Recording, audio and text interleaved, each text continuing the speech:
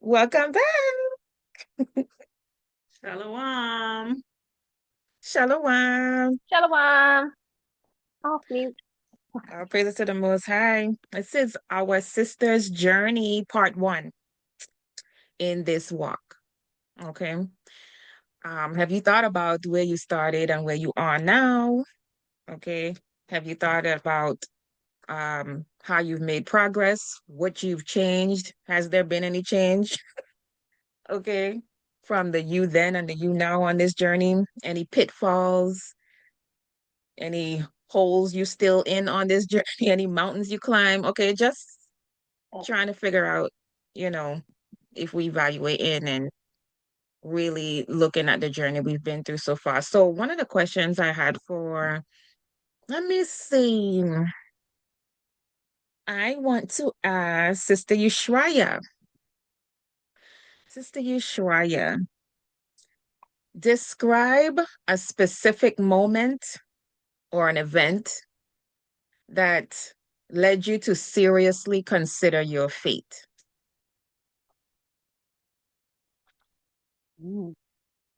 Okay. Okay. So I will say when I transitioned from one camp to another. So and I know I'll be brief, but just in a nutshell, you enter into the truth, right? And you're either watching videos, whatever, or you're congregating with others, and you feel like you have found your place. But then you may start growing in the truth. The spirit may be leading you differently in your walk, and you're searching for other things. And so that happened to me. I was searching for more than what I was being offered where I was. And so I stepped out of that area, and then I was by myself. And this is why where my faith here was tested, because when I was by myself for that year, I was still in the truth, keeping the laws and studying, but I just felt I wasn't as diligent as I was when I was surrounded by others. And so I was slacking. I'll say I was slacking, not in keeping the laws, but in everything like studying, Shabbats Okay. and feast days. I was keeping them, but alone. So I felt like I was slacking. And then, I went to the Most High, and this is a year, almost a year later, I went to the Most High and I'm like, okay, this is what I need, right? And this is what I'm searching for. What is it I need? And he told me, you need to get under an elder. And so I asked, again in prayer, like, lead me to that place. And that's where I am currently now. And I've been in that place for 3 years. And I'm very happy with the congregation that I'm involved with.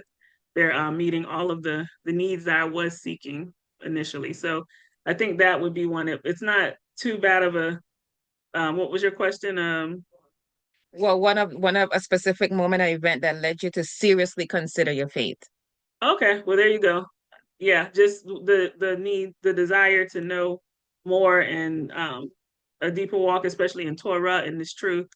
And so I had to step out on faith, leaving one place and then being on my own, but still when I found Yeah. myself falling away, um, going back to the Most High in prayer so he could put me where I need to be. So that's the answer for me. Well, in 2 minutes exactly. Okay, so I have a follow-up question. So where you was before, you felt like you were not growing. There was no Correct. growth at all. Okay. And so that's a big thing that a lot of us end up falling into is that place, and then we're not growing. Kind of like it's just like in the Christian church that we all came out from, most of us. Like we were just there going through the Sunday, tambourine thing and all this stuff, but there was no growth, obviously.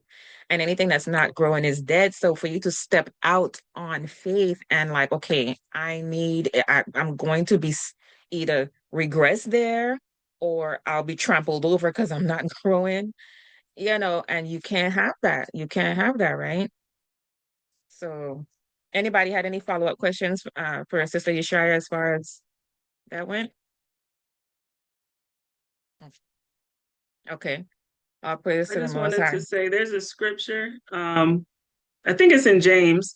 Seek truth and pursue it. Kind. Psalms 34 and Oh, 14. That's the precept you wanted to bring with that, sis? Okay. oh, cool. That's what just came to mind. So that's Kind, all. kind, Cool. All praises. That was a big move. Okay. Sister Kaya, kind. were there times of doubt or struggle in your journey?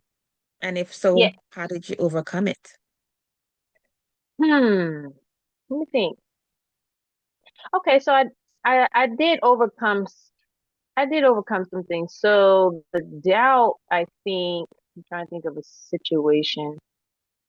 Okay, so a small doubt for me was like I didn't know the Bible, so when I started learning about certain things that was in the Bible and kind of how um things were just twisted, right? It wasn't what it seemed, and going to like any normal church was probably not the best idea. And this is in like young adulthood. So one of the doubts that I had was, oh my gosh, I'm just figuring it out now. I should have known, and there's no way I'm gonna just read this Bible and just know everything that people are like spitting out so easily, whether it was like a Christian person or just anybody that I'm running into in the truth. There's no way I'm going to finish the Bible. And then you start reading it and you just have all these delays. Um, then when I started having questions, the people that I was around that were Christian and believed in God, they still had that same rhetoric. Some of the stuff that I didn't necessarily believe in either, but I couldn't prove it through scripture because I was still new. But in my mind and in my heart, that I don't believe in that. I think it's this, but I got it. I also got it twisted too, right? Just doing phrases. So that was a doubt, and I overcame that by obviously reading the Bible, studying more, asking more of the questions, and then in Thessalonians, when it tells you to show yourself approved, study to show yourself approved. That's one of the things I started to realize. That's what that means. It's okay to Mhm. do research. So I would say I started to overcome that by hearing what people had to say and going to find out for myself on a more consistent basis. Because sometimes I would take their word for it and wouldn't Right, look into it and then feel right. some kind of way about it and just use my emotions. Um, all praises. Yeah. That I'm sure that was intimidating in the beginning too, right? Ooh, child. It I'm was sure like, that I gotta read the Bible and go to work. you're so silly. I gotta read the Bible and go to work and read my other little books and go to the movies and go out to the club. Like I gotta read my Bible, but when am I gonna have time to do that? I mean, I gotta go meet my friends and I gotta go shopping and I gotta go to the store and I'm about to deploy. There's no way. I got homework. It was Con, all of them con. excuses. Right, right. All the issues. Because I'm that's still on Genesis 1. con. And I'm so glad that you got rid of oh why it dropped her. Um I'm so glad you got rid of that doubt because that was the adversary Mhm. trying to plant that seed there, right? That's Fine. what he And it was does. Choke happening a people. lot. Ooh, it was happening a lot. Oh, I'm gonna go. Oh, I'm gonna go. And I'm gonna go. And I think when I told that story about the speaking in tongues, that experience I had at that church, I was like, you know what? I probably need to start reading this book more because there's something about this part wasn't It don't clicking. sit right. It's not clicking, and it's like that's not what I wanted. I don't know nothing about that, but that woke me right up out my cry. I don't even know what I was crying for no more. I just like I got to get out. This is Mm. scary. Okay. Okay. Yeah, that was the adversary trying to plant that seed of doubt already. He knew it was fertile ground, and he wanted to choke you before you even got started because he knew how powerful you was gonna be, sis. Ooh, yeah, He knew that. yeah. I sure didn't know that at the time. I knew, you know how you know stuff, but you don't know. You don't know No, your we your don't. spiritual. You don't No. know what was placed in you. You Nope. don't attribute that to that. You just think it's all its other words. Nope. God. And then we don't even know anything about the spiritual journey really because we came out of the Christian church. Like there was really nothing going on in there.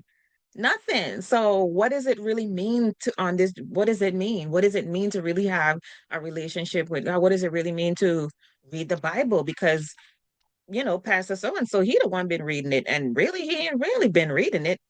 And I didn't We grow up in the church. So do you know how big my doubt was as 18 and 19 trying to figure it out? And my dad and my brother and three of my uncles and everybody's in the church, everybody's pastors, aunties. And in my head, I'm thinking, oh, I'm all the way behind. I'm just some Eastern girl that just don't know better. Like, I wasn't raised enough. I'm not gonna ever figure it out. I'm just gonna listen to them. I felt pressure in a way of like, man, how am I gonna ever be able to talk to them about this? They got all the answers, but they don't make sense to me. you wasn't raised up in the church. That is Lie. Every time I would go to church, I cried and was trying to figure out why everybody was dancing crazy. well, that's a good thing.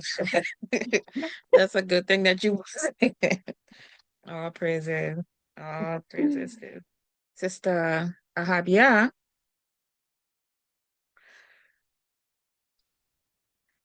All right. What is one quality of God?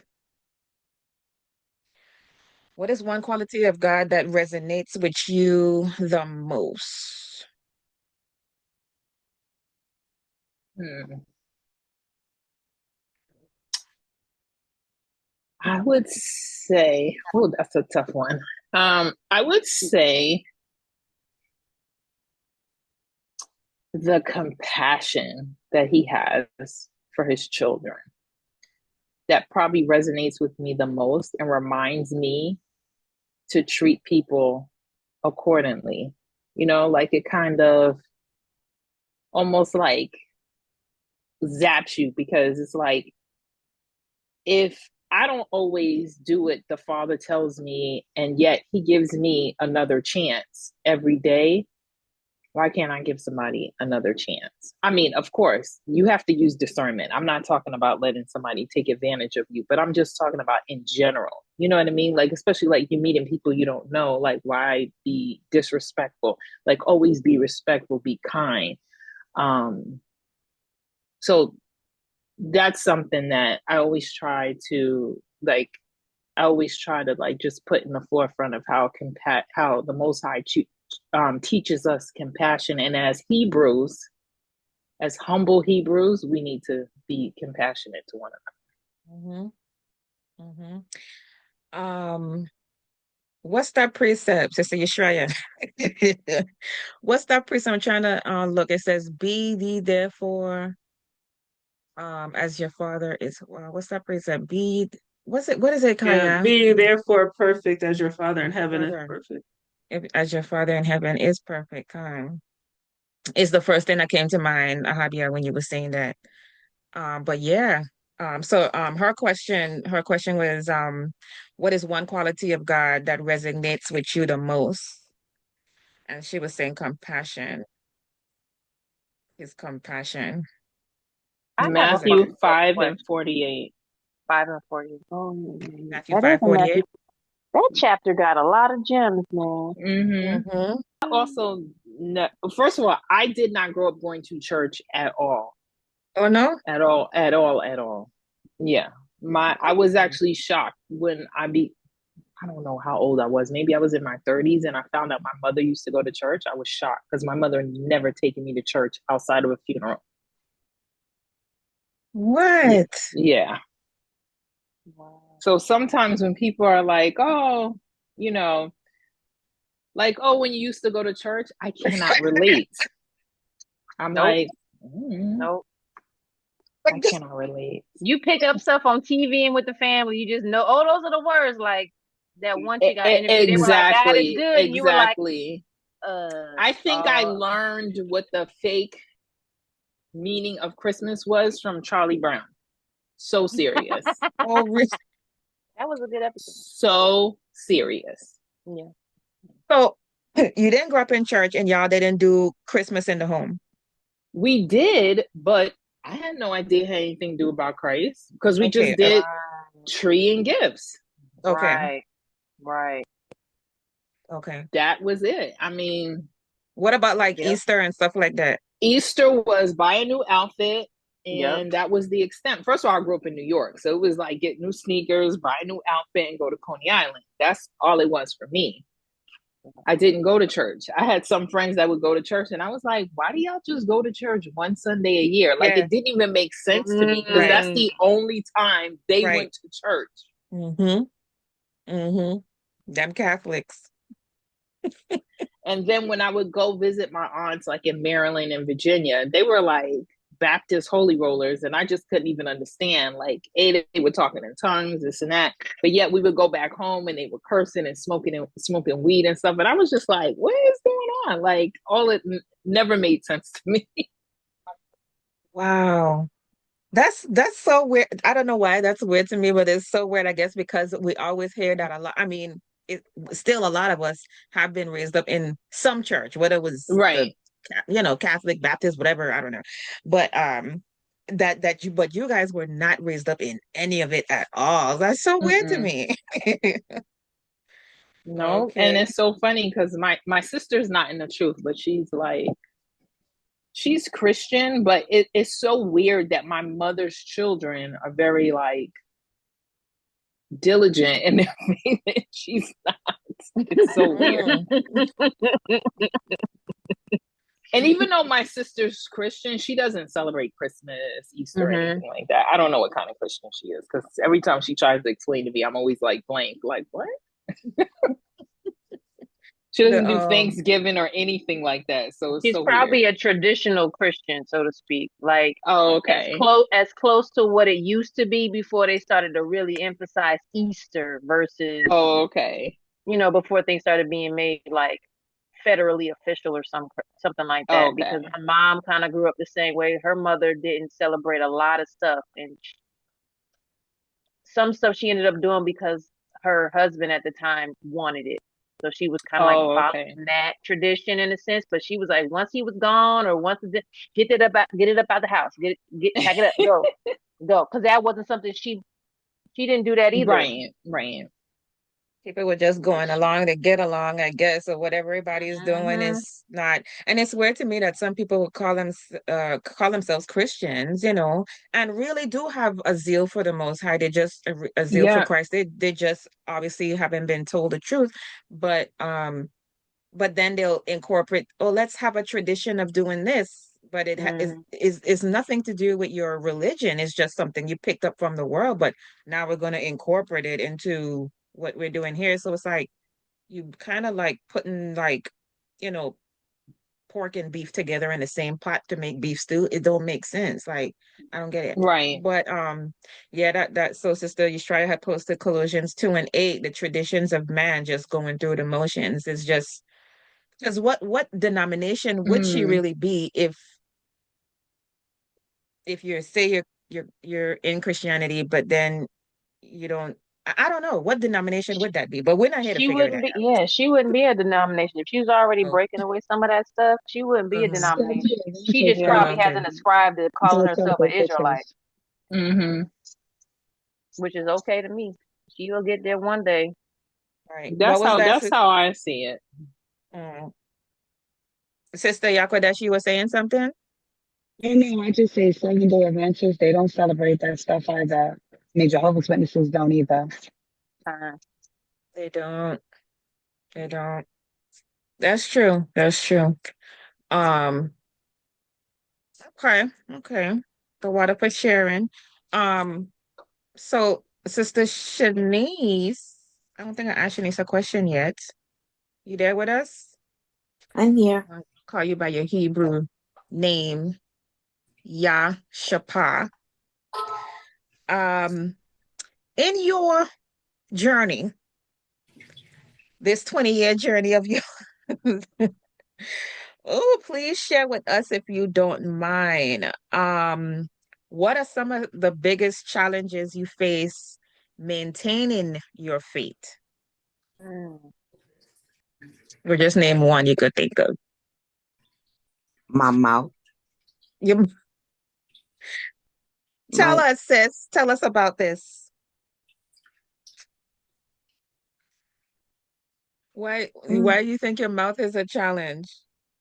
Care to divulge? um I can have a a a, a very bad attitude, or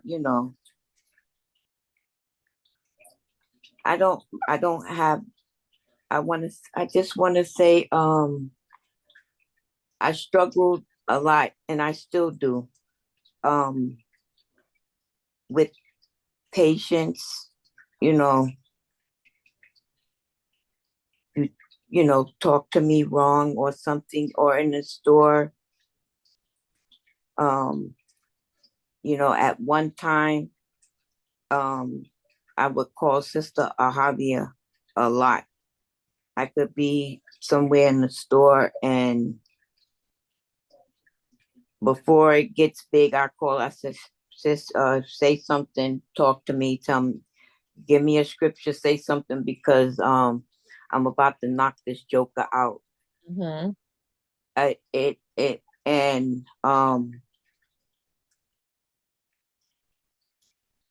And I can honestly say that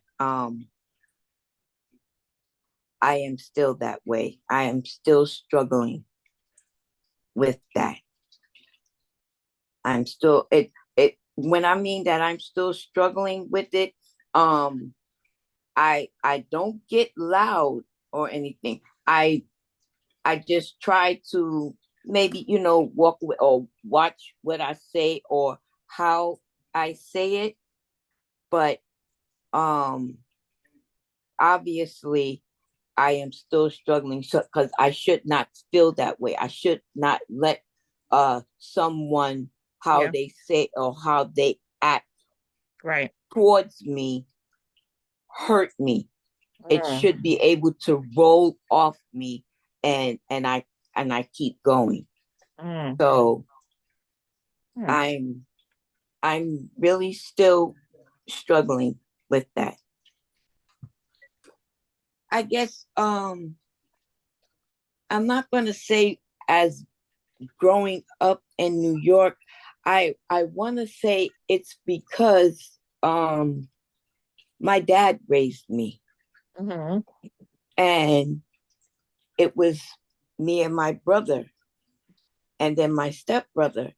So he, around a man and two boys, you know, he raised me, put on boxing gloves, taught me to box. Mhm, I mhm, was more so like a tomboy. mhm. And and i and I just think that I just didn't take nothing from nobody. It and and it's just something that it's still there. It's just something that it's still there.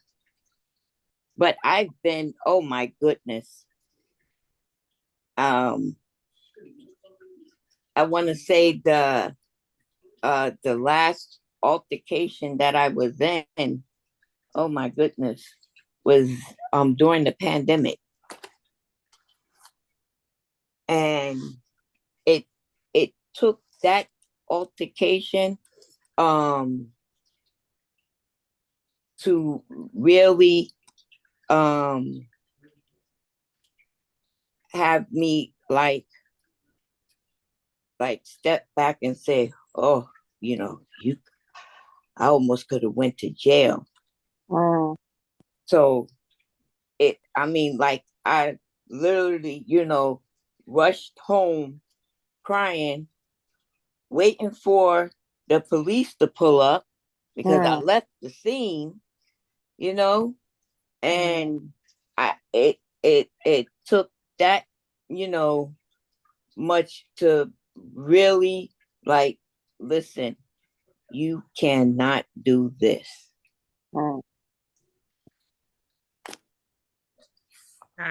Yes, I see a change because I would be in, or even me and my husband in the store together, and he would tell me, babe, don't, and I just ignore and just go, and I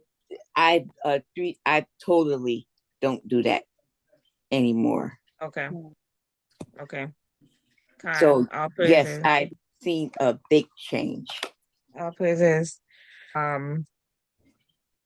That precept that she brought out earlier, that we brought out earlier, that we want to be perfect as our Father in heaven is perfect, and we know that mouthing off is not part of being perfect, and being that spirit that's quick to get bubbled up and riled up. Something that is something we have to tap into, so that way the buttons are not there to be pushed, so excessively. Shalom, Sister Tavana. Is it called the scripture rude communication? What's the word? It's something. Shalom. Corrupt communication. Corrupt communication. So that's what that will fall under. That will fall under when we're just quick to react or have the ill intention behind what we're about to say, that bite or that cut to it. Sometimes that can become corrupt communication. Because it's not making nobody better. It's definitely not making you better. In the sense of just saying it. You know what I mean? Sometimes we just say things. And then we can't take it back. We can't take it back, or we could have just taken a pause to say it differently, or just hold it. You know what I mean? Like maybe the spirit was telling you to shut up, but you was like, but I gotta get it out. It's coming, and they deserve it. This is a good one I came up with, and you can't. I can't wait to just say it, because everybody gonna be like, oh, like what do we do? And then that's see in your head. It is, and that's giving that satisfaction to who? To who? Yeah. And then when you're done, with that action, or that, or that whatever it is, you're thinking to yourself like, dang, I know. So we already know, but it's just the putting forth it now, because I guess we need to learn patience. We need to learn just to sit in that silence. Sometimes it says, what's that precept now that it says, he who holds it in until the last it uses wisdom. I'm paraphrasing, right? But we don't always have to have something to say. Like, Sister Tavana, if you don't mind sharing with us, okay. How does your belief influence your decisions and your actions? How does my beliefs influence? One of the most important things that I try to make sure to do, especially when it comes to decision making, is to make sure to have Yah in the forefront. And that's the most important thing, to make sure that, I go before him in prayer about any decision, whether big or small, and just take it from there and wait on him.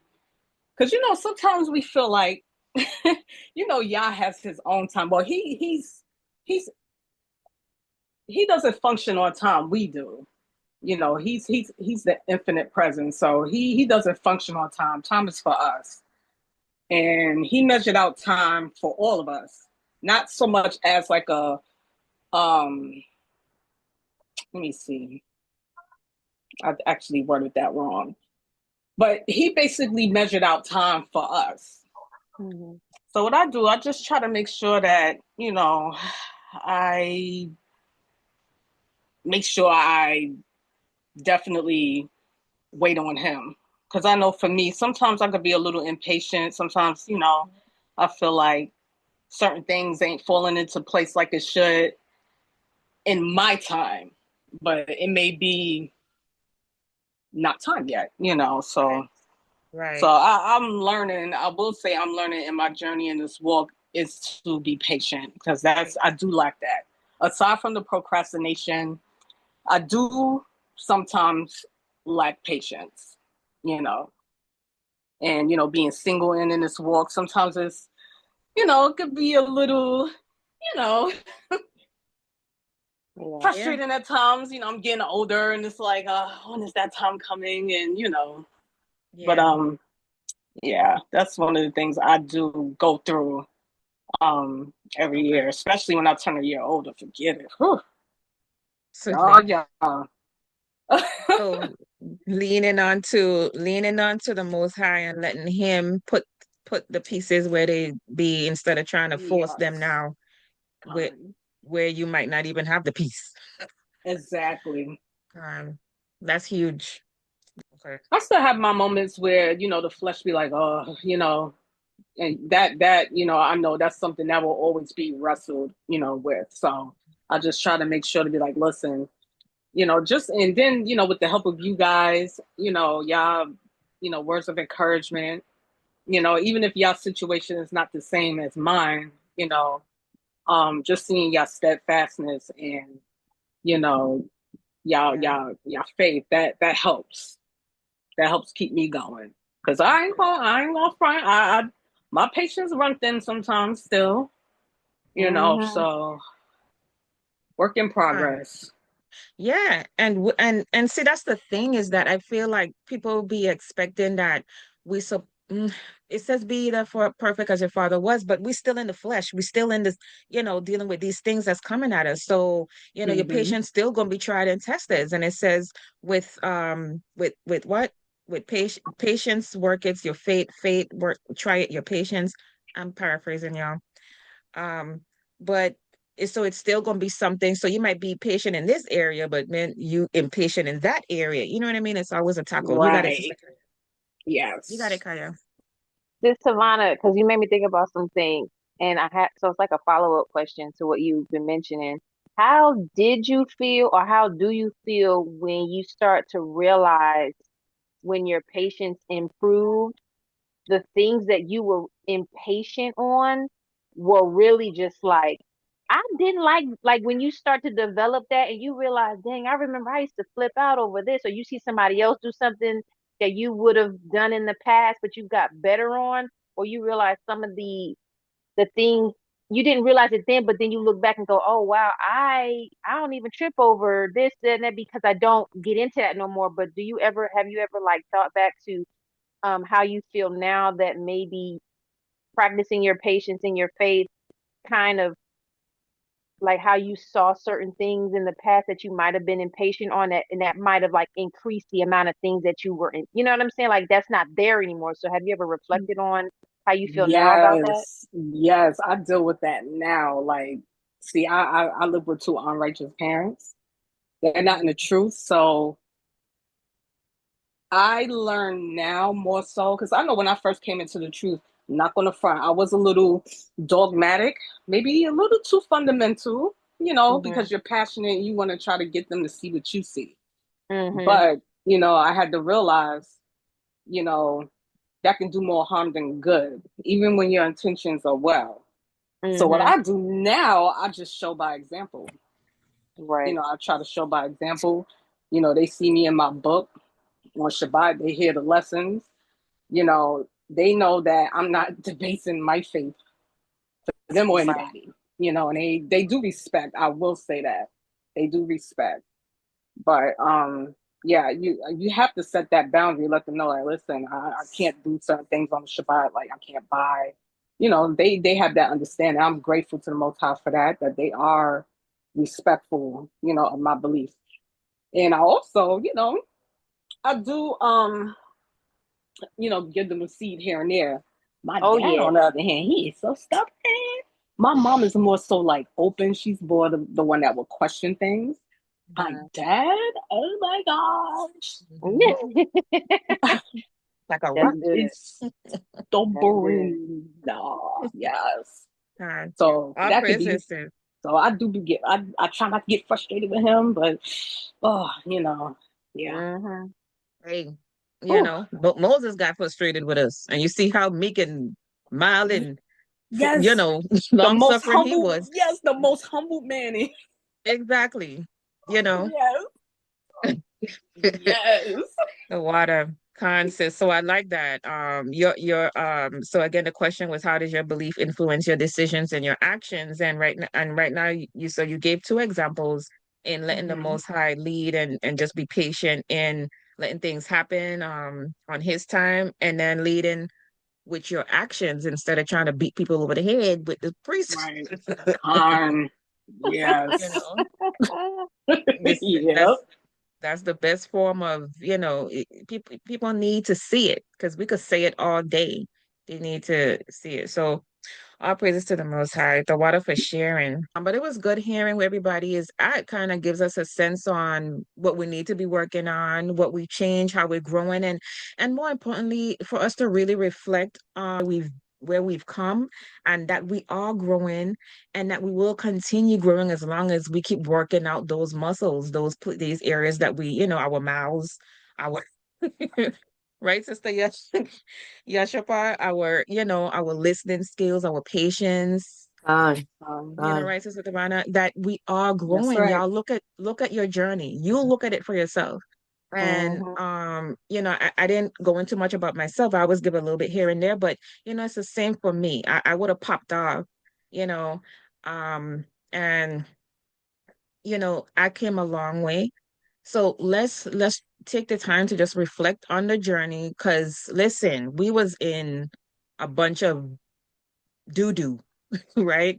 When you Yeah. really compare where we at Yes. now, like we were in the dark, and it messed up, jacked up.